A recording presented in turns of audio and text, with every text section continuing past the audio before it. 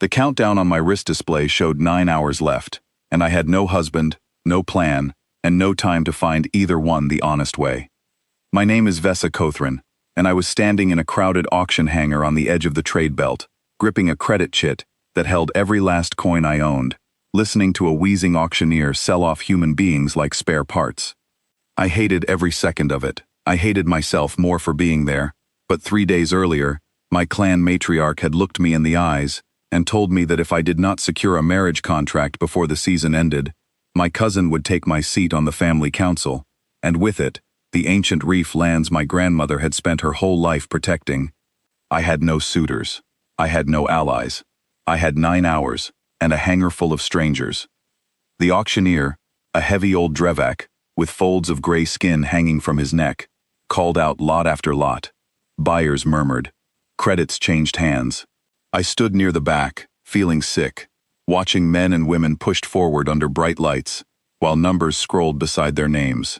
I told myself this was only business, a contract, a legal arrangement to save my family's land, nothing more. Then they brought out Lot 14. He did not smile at the crowd the way the others had. He did not beg with his eyes or try to look pleasant for the buyers.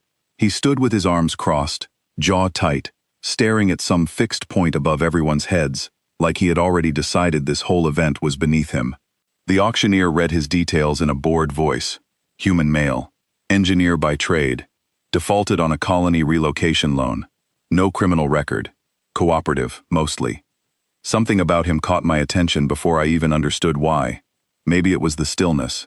Maybe it was the way he refused to perform for anyone. I raised my hand before I could talk myself out of it, and I kept raising it until every other bidder in the room had dropped away. 11,000 credits. Money I did not have. A payment plan that would haunt me for years. But when the gavel came down, Lot 14 was mine, and for the first time that day, I felt like I could breathe. His name was Ethan Cole, and he did not say a single word to me until we were both strapped into my shuttle, the auction hangar shrinking behind the viewport. So, he finally said, voice flat and tired, wife, huh? Contract husband, I corrected quickly. 1 season, long enough to satisfy the council's marriage clause.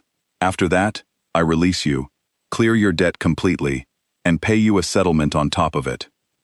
He studied me for a long moment, like he was deciding whether to believe me. You could have picked anyone in that room. Why me? I had not expected the question, and the honest answer slipped out before I could stop it. Because you were the only one who was not pretending. Everyone else smiled at the buyers. You looked like you were solving a problem in your head. He almost smiled at that. Almost. The first days on my homeworld were quiet and strange between us. He barely spoke unless it was necessary. He spent most of his time fixing things around my family's habdome, things that had been broken for years, and things I did not even know were broken, until he pointed them out. My father had died before finishing the calibration on our reef monitoring drones, and Ethan had the whole system running within 2 days, muttering to himself the entire time about outdated wiring. You do not have to fix everything, I told him once, watching him kneel beside an open drone panel, grease smudged across his jaw. I know, he said, not looking up. I want to. That sentence stayed with me longer than it should have. On my world, duty and desire are treated as separate things. You do what is required because it is required, not because your heart is pulling you toward it. Ethan did not seem to understand that separation at all, and slowly, without meaning to, he started teaching me to ignore it too. 2 weeks into the arrangement, my cousin sent an official inspector to confirm that our marriage was genuine, and not simply a paper contract designed to dodge the council rules. This meant Ethan and I had to behave like an actual household in front of witnesses, sharing meals, attending community gatherings, learning each other's customs well enough to fool a trained observer. I taught him the reef blessing rites, and he butchered the pronunciation so badly that the elder leading the ceremony had to stop twice to keep from laughing. In return, he taught me a human card game with bluffing rules I never fully understood. I lost badly the first several rounds, then figured out his tells, and beat him so thoroughly that he threw his hands up and laughed out loud, a real laugh, rough and surprised at itself, like he had forgotten he still had one in him. "You are terrifying," he said, grinning at me across the table. "You are easy to read," I told him, and something warm and unfamiliar moved through my chest when he laughed again. The inspector left satisfied. My cousin's plan to expose the marriage as fake had failed, and for a short while, I let myself believe the hardest part was over. I was wrong. A pressure storm hit our region without warning, the kind that builds fast over the reef flats and slams into the coastal domes before the early alert systems can even finish their warning cycle. I remember the klaxon tearing through the Hab dome, red emergency lights flooding the hallway, my grandmother's old irrigation lattice groaning under wind pressure it was never built to survive. Ethan grabbed my arm and pulled me toward the reinforced blast door at the center of the dome, shouting something about structural integrity that I barely processed through the noise. We were almost there when a support strut above the hallway gave way.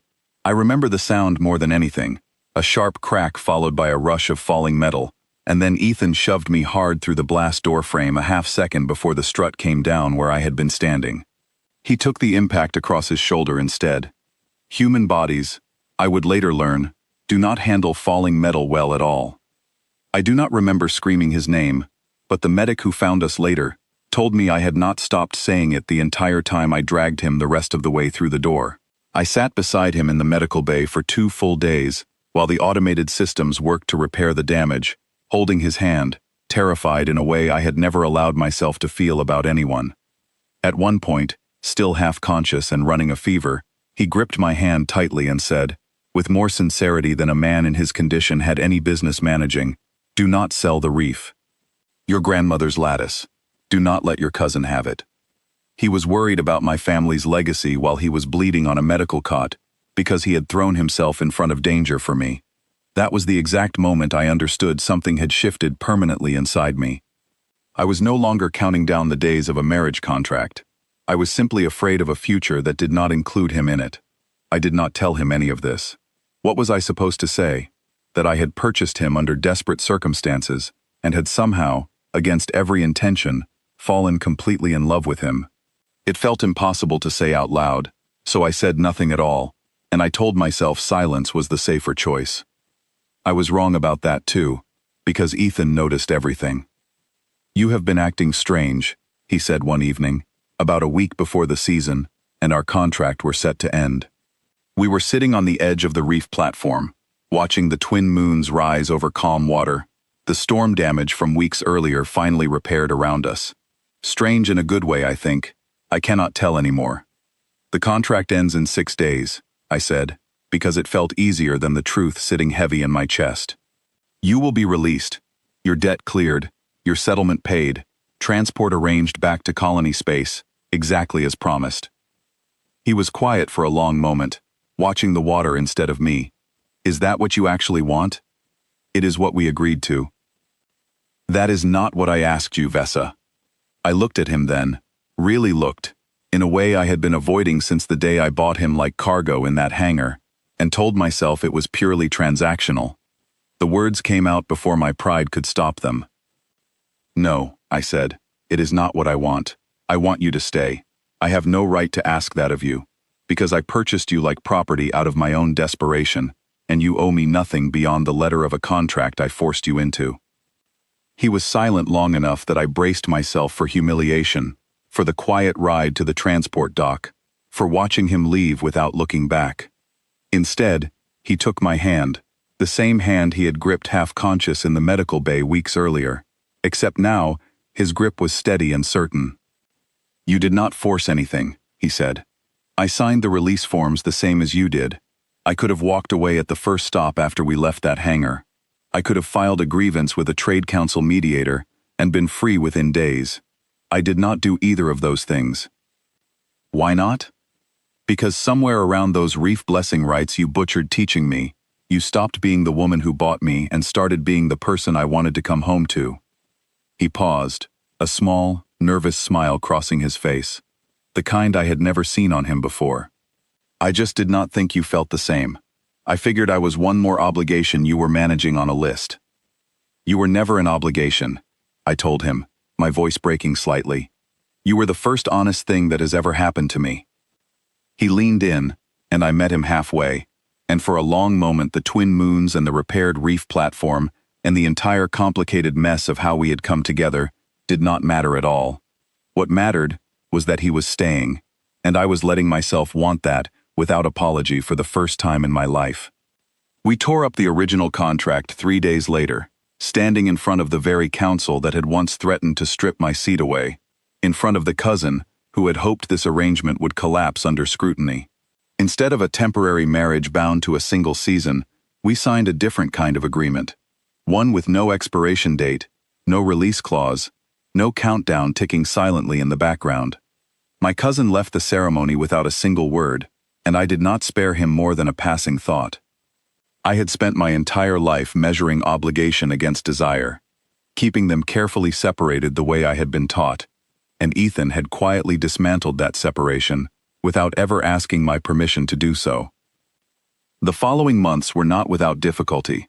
Adjusting an entire household to include a human partner meant learning new rhythms, new foods, new ways of speaking that did not always translate cleanly between us. Ethan struggled with the humidity along the reef flats and complained about it constantly, though never with any real conviction behind the complaints. I struggled with his stubborn insistence on fixing every broken thing in sight, even when I told him some problems could simply wait. My grandmother's irrigation lattice, the one system nobody in 3 generations of my family had fully understood, finally ran at full capacity for the first time in decades, tended carefully by the same human engineer who had once stood in an auction hangar, refusing to perform for a crowd of strangers. There were quiet evenings on the reef platform, watching the moons rise together without the pressure of a countdown hanging over either of us. There were mornings where I woke to find him already awake, tinkering with some piece of equipment, humming a tune from a world I had never seen and probably never would. There were arguments too, small ones, about nothing important, the kind that ended in laughter more often than not. My cousin tried once more to challenge the legitimacy of our bond before the council, claiming the entire arrangement had begun under fraudulent circumstances, designed purely to protect my inheritance. He brought forward witnesses, documents, every scrap of evidence he could gather. The council listened patiently, and then asked Ethan a single question. They asked him why, given every opportunity to leave, he had chosen to remain. He did not hesitate. He said he had come to this world with nothing but a debt and a stranger's name attached to his file, and he was leaving it, if he ever left it at all, as a husband who had built something worth protecting alongside a woman who had taught him what it meant to belong somewhere. The council closed the matter within the hour. My cousin never raised the challenge again. I think back often to that hangar, to the wheezing auctioneer, and the bright lights and the desperate, frightened woman I had been standing in that crowd with a credit chit clutched too tightly in her hand. I had gone there to solve a problem, to buy myself out of a crisis with money I did not have, and a stranger I had never met. I had told myself, over and over, that it was purely transactional, that emotion had no place in an arrangement built on desperation and deadlines. I could not have been more wrong, and I have never once regretted it. Ethan still complains about the humidity every single day, without fail, and I have come to find the complaint strangely comforting, a small, steady sound that means he is still here, still choosing this life alongside me. The reeflands are safe. My grandmother's legacy runs stronger than it has in generations, and the man I once purchased out of desperation has become the single most important part of the life I never expected to build. Some mornings, when the twin moons are still faintly visible against the brightening sky, I watch him work on some new repair project he has invented for himself, and I remember standing in that auction hangar with 9 hours on the clock and no husband in sight. I remember the fear, the shame, the certainty that I was making a terrible mistake I would regret for the rest of my life. I was desperate when I walked into that hangar. I was terrified, and I was out of options, and I made a choice that felt, at the time, like the coldest and most calculated decision of my life. What I found instead was a man who fixed broken things because he wanted to, who bled for a legacy that was never his to protect, and who looked at a frightened woman doing frantic arithmetic against an impossible deadline and decided, quietly and without asking anything in return, to stay. That decision changed everything. It gave me back my family's land, my seat on the council, and a future I no longer had to face alone. But more than any of that, it gave me him. And looking back now, I understand that everything else was simply the price of finding the one thing in my life I never knew I was searching for. I went to that auction to buy a husband because I was desperate and out of time.